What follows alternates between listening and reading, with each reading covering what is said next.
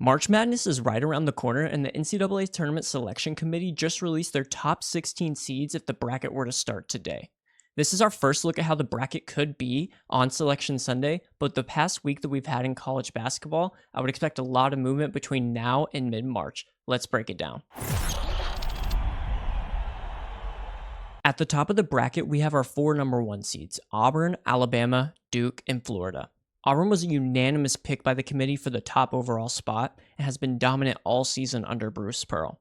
The Tigers are currently 23-2 on the season with 14 wins in the first quadrant, which is 6 more than any other school in the country, and deserve to be the number one overall spot if the bracket were to start today.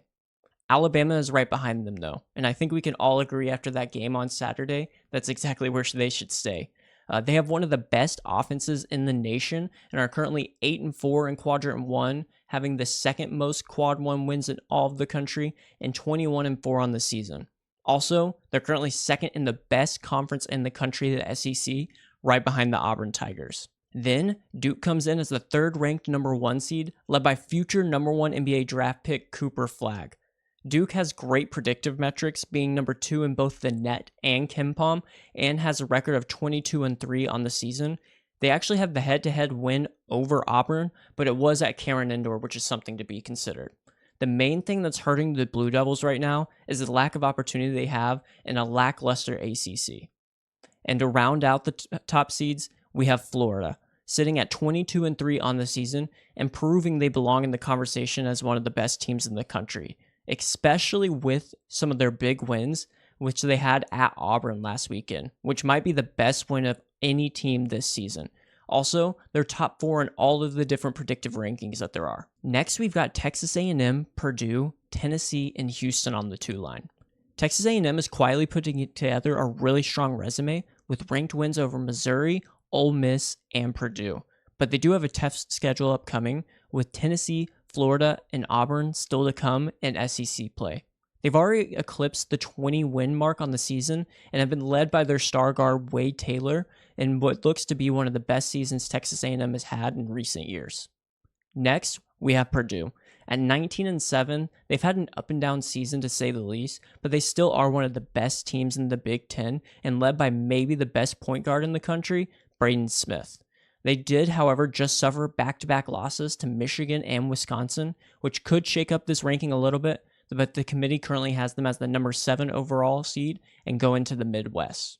We also have Tennessee, who has been solid all year. They were ranked number 1 in the AP poll for some time this season and are battling in a stacked SEC. They're led by a star point guard in Zakai Ziegler and North Florida transfer Chaz Lanier, which has really helped that offense go. Also, as we all know Tennessee to be, it's home to one of, if not the best defenses in the country, and just outside of the number 1 seeds at number 5 overall.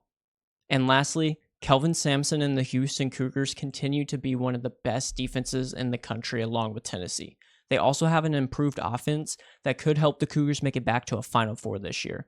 Currently, the committee has them as the number 8 overall seed in the West, but 21-4 on the season and the number 1 team in the Big 12 by 2 games, I expect the Houston Cougars to move up a little more come Selection Sunday. Now we have the number 3 seeds, which are Wisconsin, Iowa State, Arizona, and Kentucky. Wisconsin is quietly putting together a really strong season with a 20-5 record and having 0 losses outside of the top 25 in the net, which is why the committee has them as the number 11 seed and going to the South region. They're 12-2 in their last 14 games, with a win at Purdue coming this past weekend. Also, they're one of the best free throw shooting teams in the nation, shooting nearly 84%, which could really help come clutch time in the tournament. We also have Iowa State, who has one of the best backcourts in the nation with the trio of Taman Lipsey, Keyshawn Gilbert, and Curtis Jones, and is near the top of the Big 12 standings. Recently, they went on a tough 3-game losing streak due to injuries, but have since won 3 straight with everyone back healthy and ready to finish out the season. Currently listed as a number 9 overall seed, but we'll see if they can move up. And Arizona, who was playing like one of the best teams in the country before dropping their last 2 games to a surging Kansas State team and the Houston Cougars that we see on the 2 line. Currently, the committee has them at the number 12 overall seed headed to the East, but they're tied for second in the Big 12 and could make some moves to maybe win that regular season. They also started their season struggling at a 4-5 record, but are since 13-3 and 11-3 in one of the best conferences in America, the Big 12. And lastly, there's Kentucky, who's sitting at 17-8 on the season, but for Mark Pope's first year to be ranked as one of the top 4 seeds in the NCAA tournament is absolutely incredible. And they have the metrics to back it up, with some of the best wins in all of college basketball, beating Duke, Tennessee, and Florida so far, and currently listed as a number 10 overall seed. Let's just hope that these injuries that they've been plagued with the past couple of weeks don't continue and they're able to get everyone healthy come March. Finally, our 4 line consists of Texas Tech, Kansas, St. John's, and Michigan. Texas Tech is currently tied for second in the Big 12, and they're 9-1 in their past 10 games. 20-5 on the season for the Red Raiders, and top 7 in the net, KenPom, and Bart Torvik rankings. And their star forward, JT Toppin, is averaging 31 points and 13 rebounds in their last 3 games and continues to shine. Next, we have Kansas. And although they have not looked like the preseason number 1 team in the nation, Bill Self's squad still remains one of the most dangerous teams, with the likes of Hunter Dickinson and DeJuan Harris at the helm. Currently, they're tied for 5th in the Big 12, which is crazy to think about for a Jayhawk team that was absolutely dominant for many years in that conference. And they've been in a win-loss limbo in their last 8 games, going 4-4 in that span. Currently, the committee has them as the number 15 overall seed headed to the Midwest, but we'll see if the Jayhawks can hang on. Also, we have Rick Pitino and St. John's, who are proving they belong in the mix with their 22-4 record and leading the Big East by multiple games after their win against Creighton. They're 11-1 in their last 12 games, with wins over Marquette, Creighton, as I just mentioned, and at UConn in stores. And they're led by RJ Luis, Kadari Richmond, who is the stud transfer out of Seton Hall, and Zuby Ejiofor, who has everyone wondering what the Johnnies can do in March. And lastly, we have Michigan, who is heating up, riding a 6-game winning streak that includes a big upset over Purdue this past week.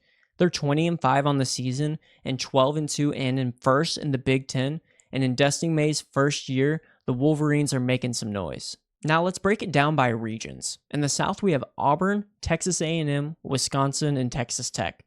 In the Midwest, we have Alabama, Purdue, Iowa State, Kansas. In the East, it's Duke, Tennessee, Arizona, and St. John's. And in the West, we have Florida, Houston, Kentucky, and Michigan.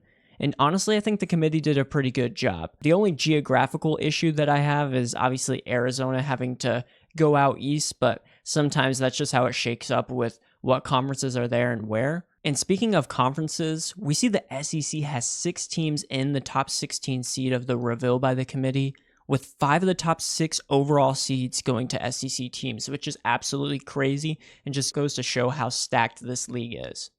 Also, the Big 12 got 5 teams in, but they didn't have a single number 1 overall seed. With the way the season has gone, that makes sense, but in years past, it's crazy to see that we're not seeing the likes of either Kansas or just some other Big 12 team be listed at the number 1 line. Then you got the Big 10 coming in with 3 teams, with 1 at the number 2 line, number 3 line, and number 4 line. Then we got Duke being the sole ACC member and a number 1 seed. And then lastly, St. John's representing the Big East and getting that last overall seed in the top 16 revealed by the committee.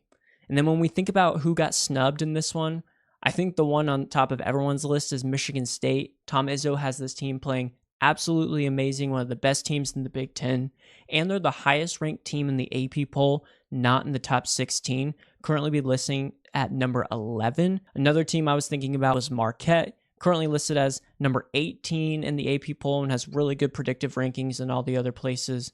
But I think that makes sense just compared to all the other teams in their resumes, why they didn't get in. And then the last one was Memphis, who comes in at number 14 in the AP poll. But even though this happened before, Memphis just lost to Wichita State. So I think the committee made the right decision leaving them out on this one. And if I had to make a prediction of who would come out of each region in this bracket reveal, it would go something like this. In the South, you got to give me Auburn. Right now, they're the best team in the nation, hands down, and they proved that on Saturday, beating Alabama in Tuscaloosa, and honestly, somewhat of a convincing fashion there at the end. Janiah Broome looked unstoppable, and with guys like Tahad Pettiford and Denver Jones, the way he was shooting the ball, I'm just going to be picking Auburn until I see someone that can beat them.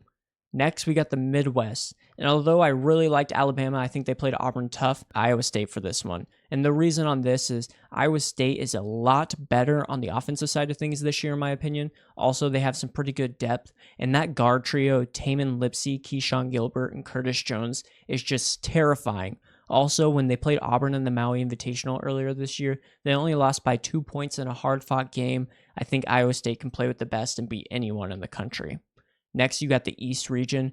Give me Duke. I just can't bet against Cooper Flagg. He's shown time and time again why he could be the player of the year. And that's not the only person on the Blue Devils that impresses me. You got Kon Knipple, Kaman Maluach, Proctor, who's playing great. We thought we'd see that leap in the sophomore year, but we're seeing it now in the junior year. And John Shire and this team has exactly what it needs. The only thing that scares me about Duke is obviously how young they are, but right now they're playing like they're a really senior team. So give me the Blue Devils to come out of the East.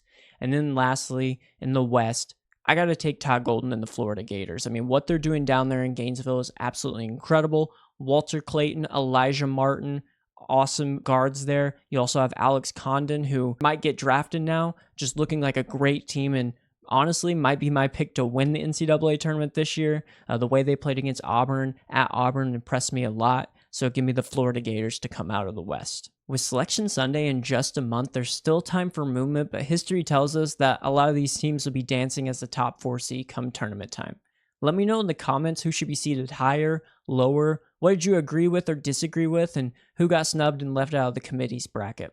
Thanks for watching, and don't forget to hit that like button and subscribe for more college basketball content, and we'll see you in the next one.